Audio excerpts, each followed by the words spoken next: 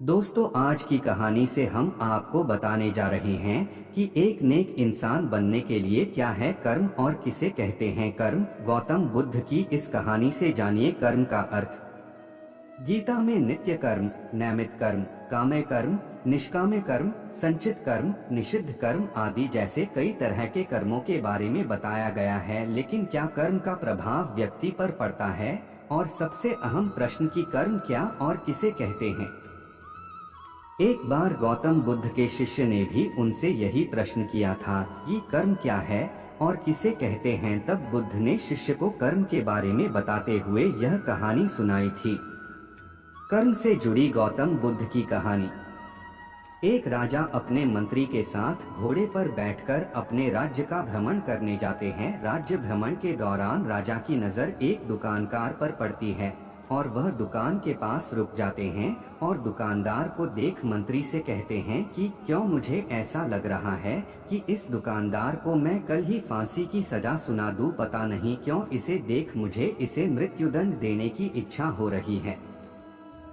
इतना कहते ही राजा वहां से अकेला ही चले जाते हैं और मंत्री उनसे इसका कारण भी नहीं पूछ पाते। अगले दिन मंत्री अपना भेष बदलकर दुकानदार के पास साधारण मनुष्य की तरह जाते हैं। वह दुकानदार चंदन की लकड़ियां बेचता था।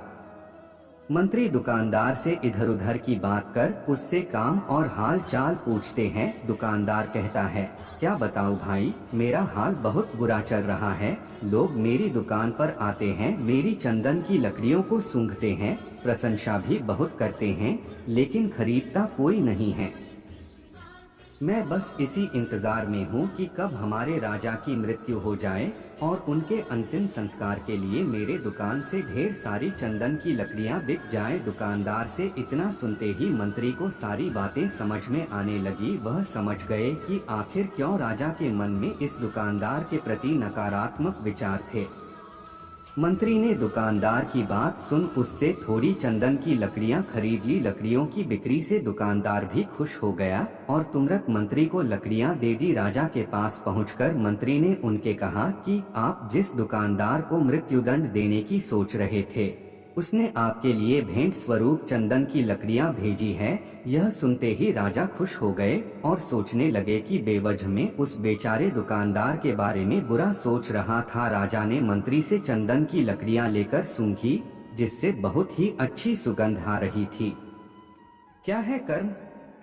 राजा दुकानदार की लकड़ियों से खुश होकर उसके लिए कुछ सोने के सिक्के भिजवाता है। अगले दिन मंत्री दुकानदार के पास जाकर कहते हैं कि ये सिक्के तुम्हें राजा ने भेंट स्वरूप दिए हैं। दुकानदार सोने के सिक्के पाकर खुश हो जाता है और मन में सोचता है कि मैं कितना गलत था जो राजा की मृत्यु के बारे में सोचता था। वह तो कितने दयालु हैं।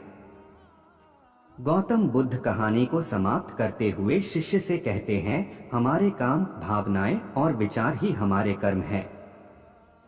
दोस्तों, मुझे आशा है कि आपको यह कहानी पसंद आई होगी।